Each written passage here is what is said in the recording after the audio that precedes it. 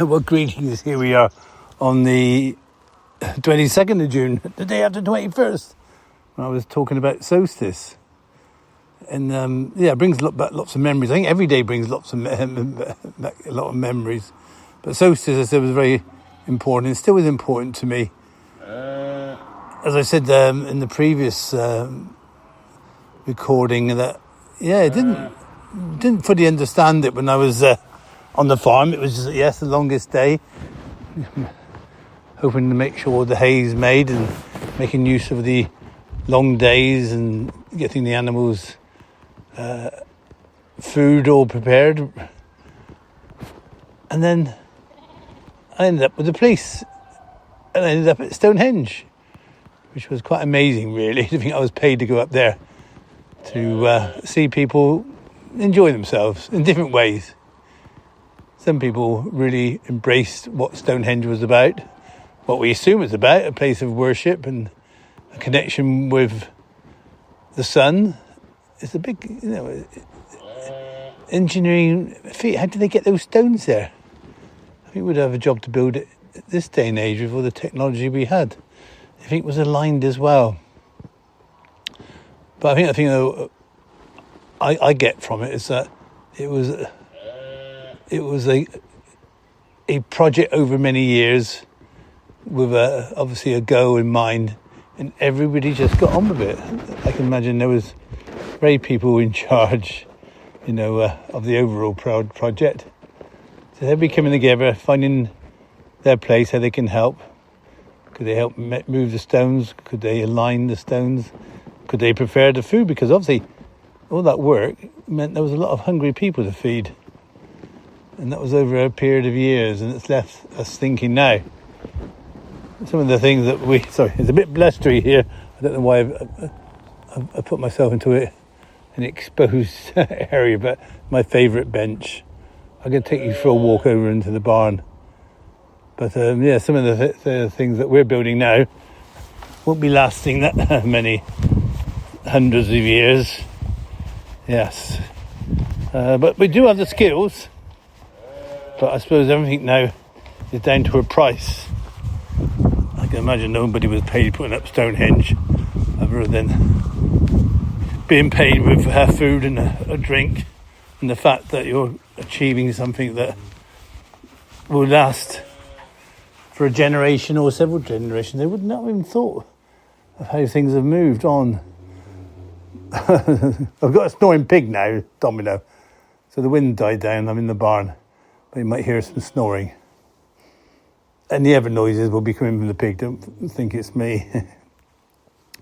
So it was Stonehenge part of it. And bit by bit, and there were restrictions came for health and safety, risk assessments. And my job changed a fair bit. And I didn't sort of go up there on a regular basis with the police. There was no real need, to be honest. People were doing what they do, as long as they didn't deface the stones and had some respect, it all was good. So it did quieten down. But I do remember we had the most amazing boss, the Chief Constable, Elizabeth Neville.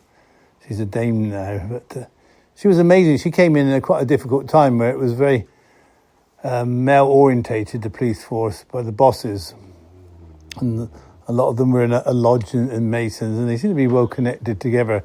It's very difficult for people on the outside to really understand. Even for me, when I was in there, I was given quite a difficult time by some. We weren't going to go into that because these things happen, and I'm not your ordinary person who will just do as they're told. I have always respect for my bosses, but there's a point where you think you have to question, why am I doing this? What is the benefit to others? I became a social secretary and all sorts of things within the police force. I became a peer counsellor. I became a trainer. I even became a web developer. But before that, I remember we had to make... Because we used to make videos, because my work in Scenes of Crime was not all about... so we say dealing with scenes of crime. I was allowed to make films as well, and the Chief Constable was doing a special exercise where all the police forces got together. It was sort of like not so much a paper exercise, but it's a scenario they had to play out. This is what's happening. And we were hosting it in Wiltshire. And a lot of people don't really know Wiltshire is. It's a place that you might drive through, a little bit of the M4 as you go to London or down to Bristol. But we've got lots of magical places here. Avebury, Laycock, the Caney Hill Locks, which is right on my doorsteps. Lovely scenery. We are landlocked, obviously. But I suppose what we're famous for, it's not for just for going to war in Moonrakers. We are quite famous for Stonehenge, which was obviously on our patch. It's in the place called Salisbury Plain, between Salisbury and Tidworth and Amesbury, and to a certain extent, and Devizes, where I live. And these stones are part of Salisbury Plain. A lot of that is now military, but there's lots of livestock there, as I said in the previous ones, especially as they come out at night. The sheep come out in the morning. But I remember the chief constable wanted a video that was impactful. So when people saw it, they knew where they were. So I said to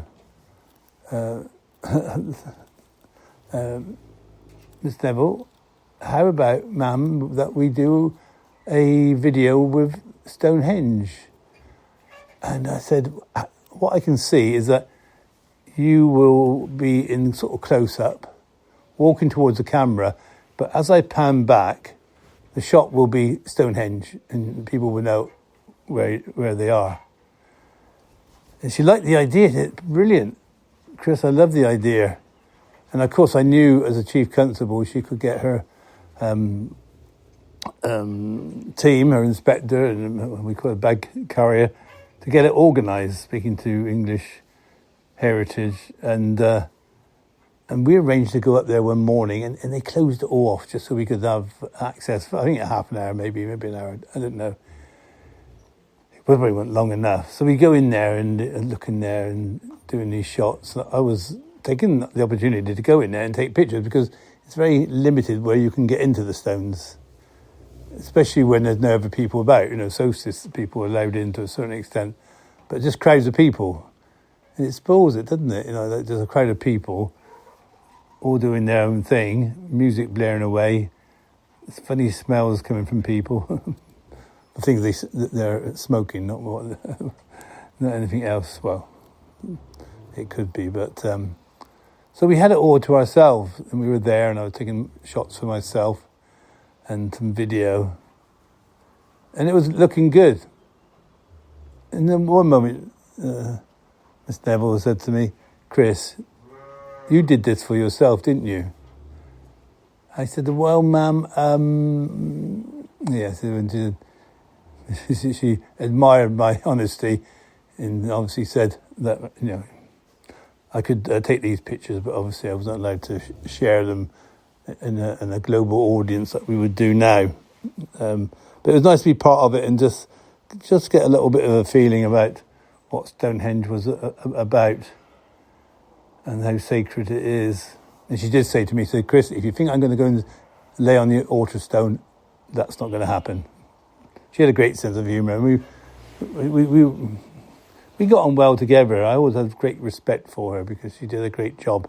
And she really knew everybody. She took time when an officer was having a problem or something that's gone wrong. She was there. She got to know. She knew my name. I always remember when I got in there first that I used to cycle into work, and I haven't sort of really met her beforehand, but I'm always early in, so I would go into work by my bike, an hour before everybody else. And if I wasn't too hot, I wouldn't go to the sports, so I would go and get changed in my office. So I was in there, and the door opens up, and I thought, oh my goodness, it was Anne the cleaner. It was the chief constable who come in. You notice that I had come in early. I was there with my trousers down, and I said, excuse me, I'm very sorry. And she said, "Don't worry, Chris, I've seen it all before." I said, "Where? How did you see that?"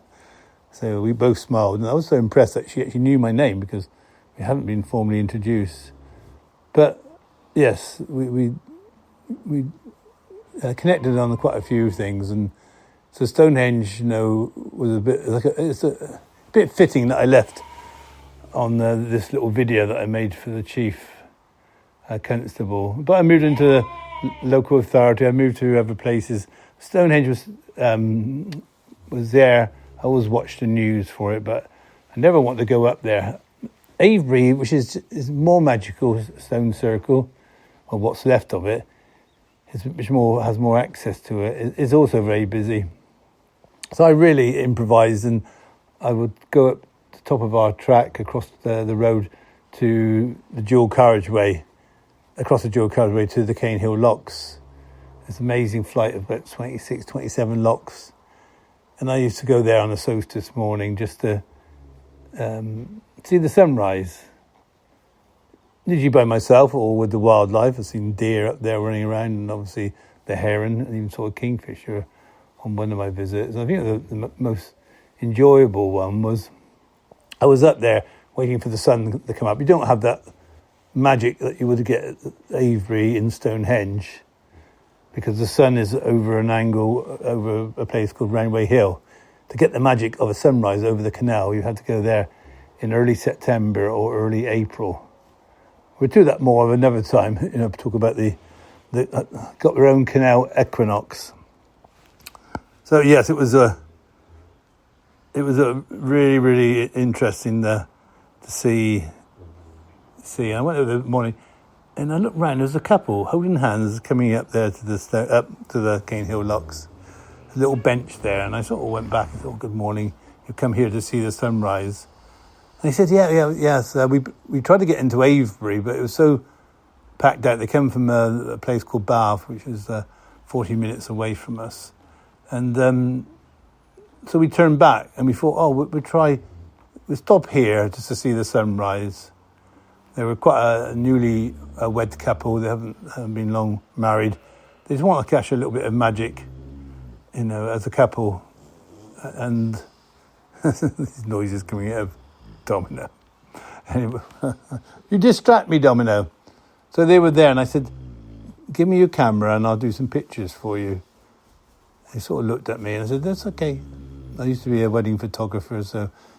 And I took a set of photographs which they loved. It was a perfect setting, a couple in love on the Cane Hill Locks, sun rising behind them, and just them, and a random photographer who wanted to share some time with, not to share the time with them, but share a memory with them, and that's what we did. And it was a bit special. I don't know, did I take a picture of them? I might have done, I don't know. Normally I do, but they left very happy, and they said, "This is probably better than Avebury." And it's usually the thing, I think you're in life, it's not the place that helps, but it's the person that you're with. And if you can be with someone who you love, you care for, or you're connected as a soulmate spiritually, then you could celebrate the solstice in the middle of the farm, or stood on top of our Mount Fuji. So it's that in that moment. And these little moments last forever, and that's why I record them with my camera, because moments in time sometimes can be fleeting, but can be very meaningful. So over the years and up to now, I did go to the canal last year, I think. Yeah, I did, because I got a video and photographs of it. This year I celebrated with Oreo, and I've done that a few times, our dog and our animals here. And we had Cookie the rooster. So I realised that you don't have to go searching sometimes to find that little bit of peace. Quite often it's on your doorstep. I can hear some sniffing behind me. It's sound effects time. This little squirrel, my little lamb, is on, what dare I say, looking over me, thinking, what is he talking to this phone for? So solstice, it is another day. It is a landmark in not only in our calendar on the farm. They've got a bee now. Why do I get attracted to all this wildlife? Anyway, he beat off. And, oh no, you don't. Oh dear. Why have I got a bee? Was it a wasp? Or maybe I'm in a nest or something. I probably know my luck. Anyway, all's good. So you can enjoy that moment anywhere. And if you're with someone special, then that makes it even more memorable. Right, I've got to go and feed these cats now and finish feeding my owls. He's serious is up there waiting for more food. Checking on the chicks very soon. Thank you for listening to my podcast. I will carry on tomorrow. And yes, I will certainly have a lot more to say. That's for certain. But for now, thank you for listening. And thank you for caring. And thank you for sharing a moment in time with me. Of course, I love you more.